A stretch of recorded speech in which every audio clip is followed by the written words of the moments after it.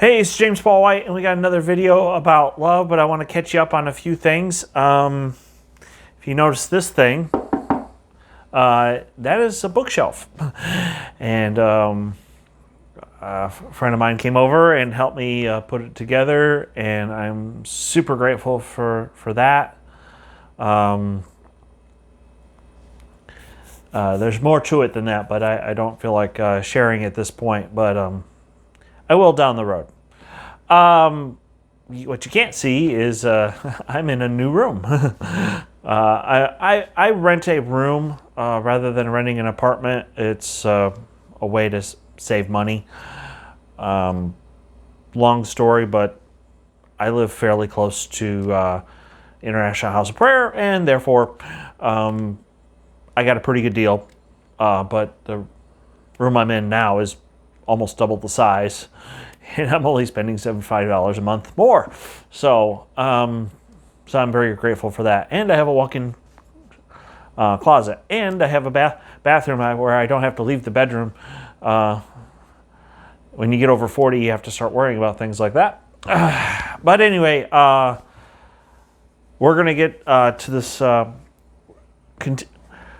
excited about the series about love. And we're going to talk more about that tomorrow night on the podcast, Live It Out with James Paul White.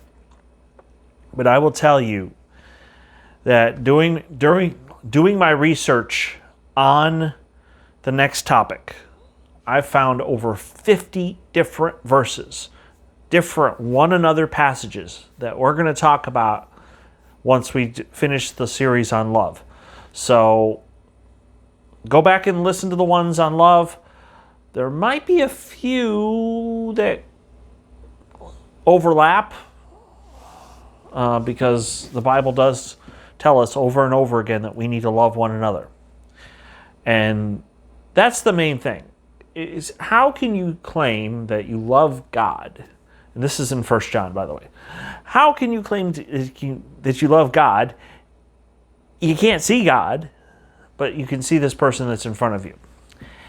And yet we have animosity towards one another. And I think part of it has to do with the fact that we don't always agree on things. We don't always see eye to eye.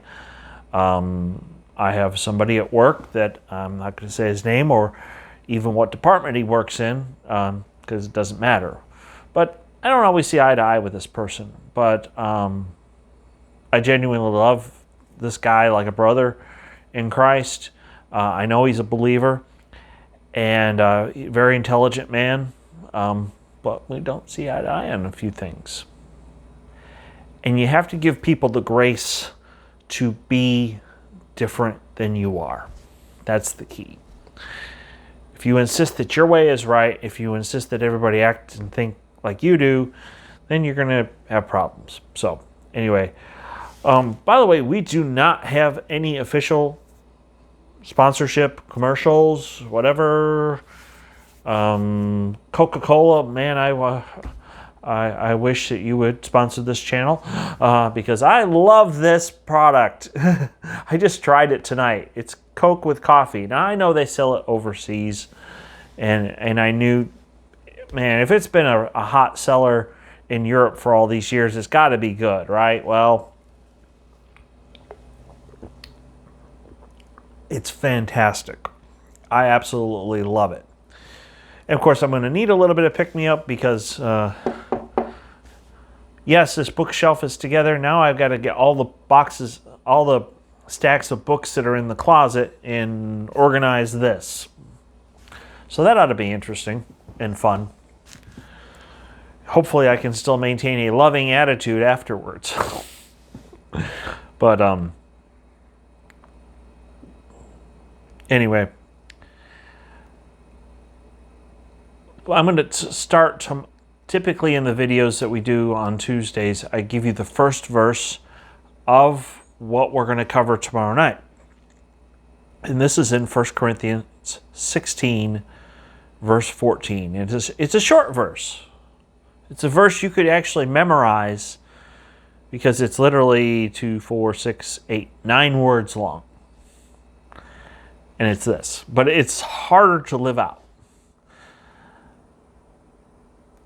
1 Corinthians 16:14, let all that you do be done with love. Wow. That's tough. That means when you drive your car, when you're at work, when you're waiting in line, when you are at home, if you happen to have children that still live with you.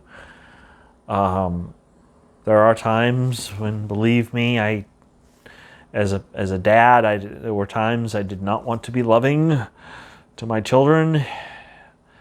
I can think of several things that they did over the years that I just absolutely wanted to rip up my hair.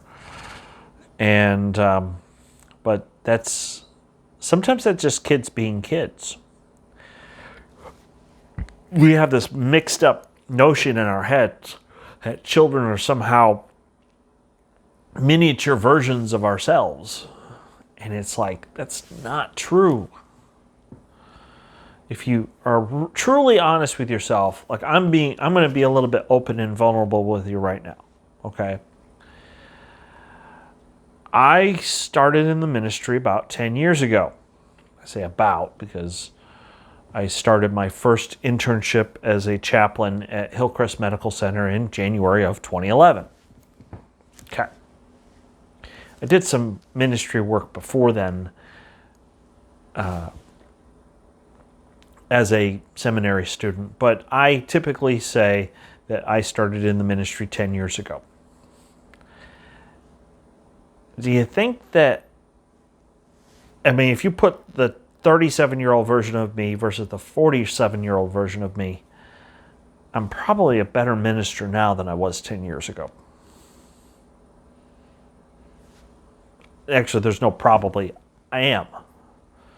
It's because I've had the privilege of learning under many different people along the way that have taught me and helped me to grow. And so, obviously your 7-year-old is not going to be as mature as a 17-year-old. Or if you happen to have if you happen to be a little bit older than me, you might have a kid that's 27. Obviously I have a 25-year-old daughter, and she's a lot more mature now than she was 10 years ago. So, what I'm trying to say is that we have to give ourselves grace when we look back in time, because our younger version of ourselves wasn't as mature or as wise as we are today.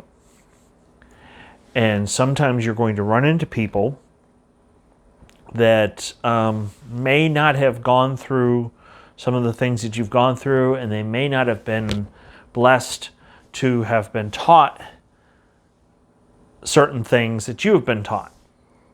I'll give you an example. My parents, I'm so blessed to have my parents. Their work ethic is second to none. Some of the hardest working people I've ever seen in my life. My dad worked in the same factory for 40 years. And so I have carried that forward in my life, and the standards that I hold myself to as far as work are pretty high. So when I run into somebody that may not believe the same things that I do about work, I have to give them a little bit of grace and show them love, because they don't have the same background I do. Both of my parents worked in a factory. I come from a blue-collar work ethic. So we have to be willing to love one another, and of course we're going to talk about one another in a couple weeks, and not judge people. So anyway, please tomorrow check out my podcast, Live It Out with James Paul White. It'll be on Google Podcasts and Spotify. So thank you so much for subscribing. Please tell people about the channel so we can grow. If I get to the point where We're actually starting to make income from the channel that, put it this way, the sooner this channel becomes really successful is the sooner I can retire from being a chaplain and focus on traveling and teaching the Bible, which is my ultimate goal. So anyway, thank you so much for subscribing. Thank you for watching. I love you guys, and I will see you later this week. And we'll do some more videos on verses that are hard to live out. Until then, have a great week.